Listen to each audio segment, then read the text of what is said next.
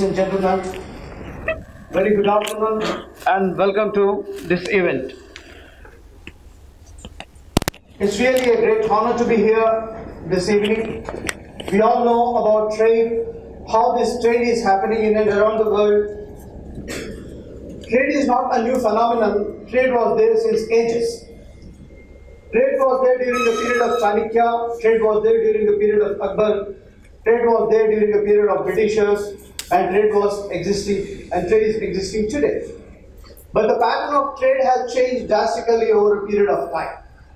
Today, when you compare the world map of a few decades before with the world map of today, you see a drastic changes. What kind of changes we see today? Trade is done in the form of trade blocks. NAFTA, SAFTA, COMESA, SADC, Indian Ocean Rim countries, ASEAN, SAARC, European Union. So lots and lots of changes taking place. A new beginning in the year 2023, here with Telangana Chamber of Commerce joining hands with Indo-Canadian Chamber of Commerce. It's really a great beginning, and there are a lot of things happening in between Canada and India, particularly in the area of trade. So what is this happening? We go through it in a glance. There are a lot of things happening, particularly with Canada and India. India established diplomatic relations with Canada in 1947. India and Canada have long-standing bilateral trade relationship based on shared democratic values, the multicultural, multi-ethnic and multi-religious nature of two societies, and strong people-to-people contact. In recent years, both countries have been working for enhancing bilateral cooperation. This we have seen in the what you call social media in the last 2 years. India and Canada pursue bilateral relations through the mechanism of annual foreign office consultation. They developed a system where every year they come out with what kind of developments are taking place in either side of the countries.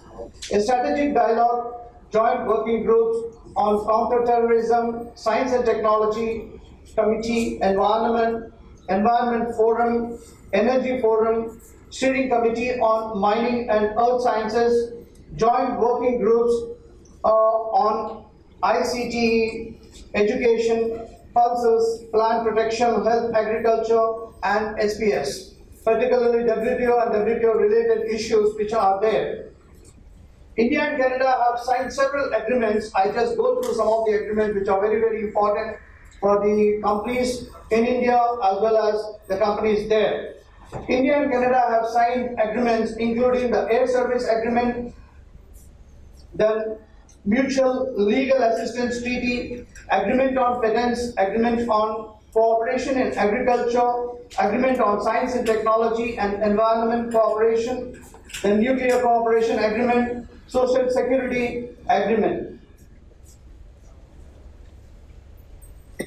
A commercial side, India, Canada, the CEO Roundtable has upgraded to a CEO Forum, a CEO's Forum. An annualized state ministers dialogue has been instrumental and institutionalized to review trade and economic relations, both the sides, and engage in technical negotiations for a comprehensive economic partnership agreement, which is in term nowadays called as the CEPA, including trade in goods and services, investment, trade facilitation, etc. For your information, there are so many Indian companies which are existing, all major companies of India, they are existing in Canada for a very long time. Companies like Tata, Aditya Birla, Reliance, Wipro, Infosys, TCS, SR, etc. Canada has established trade offices all across India, places like Ahmedabad, Bangalore, Chandigarh, Chennai, Hyderabad, Kolkata, Mumbai, New Delhi. So this itself shows how they are expanding their trade offices, and there are a lot of trade which is going on between both the countries.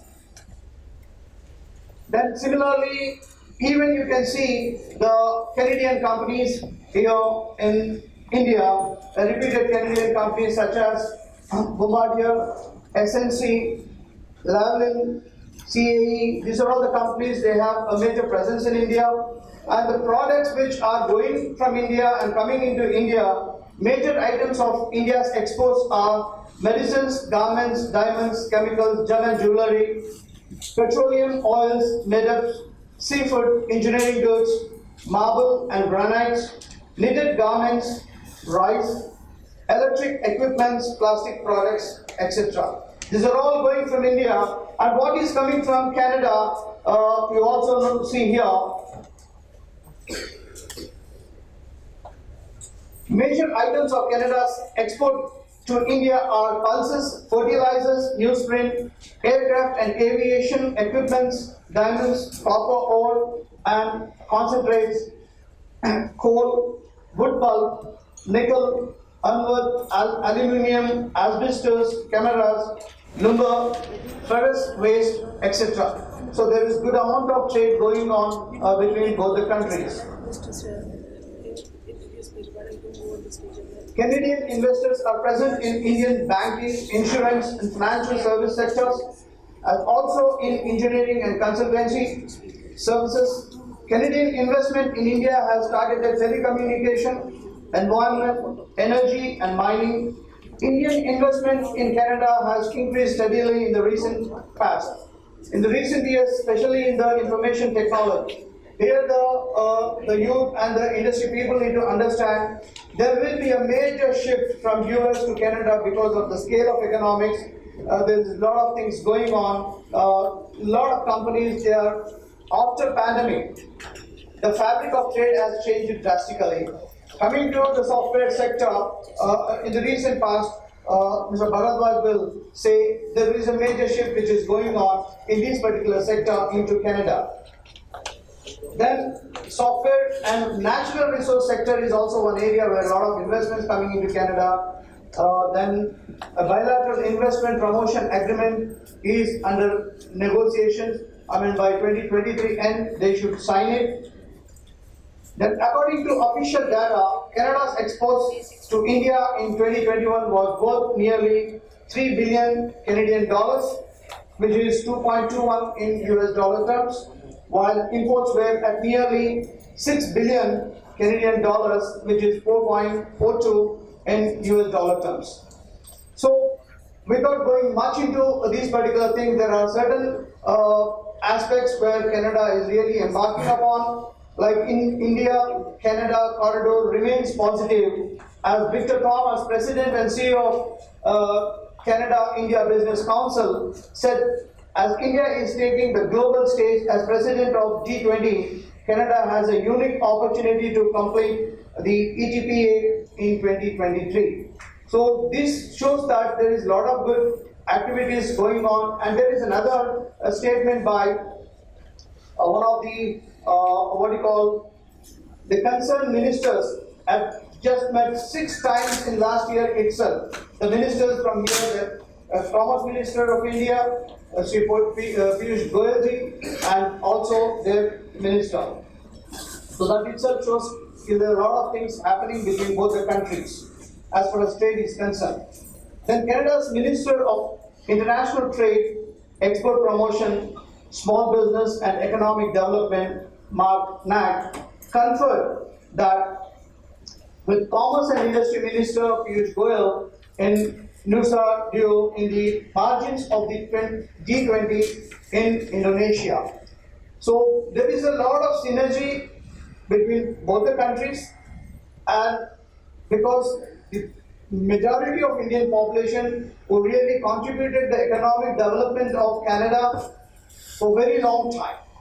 Oh, I hope this particular momentum continues, and now I leave the podium to Bharadwaj ji, and according to the program, or a concerned person will come and give the program things, who is going to be the next speaker.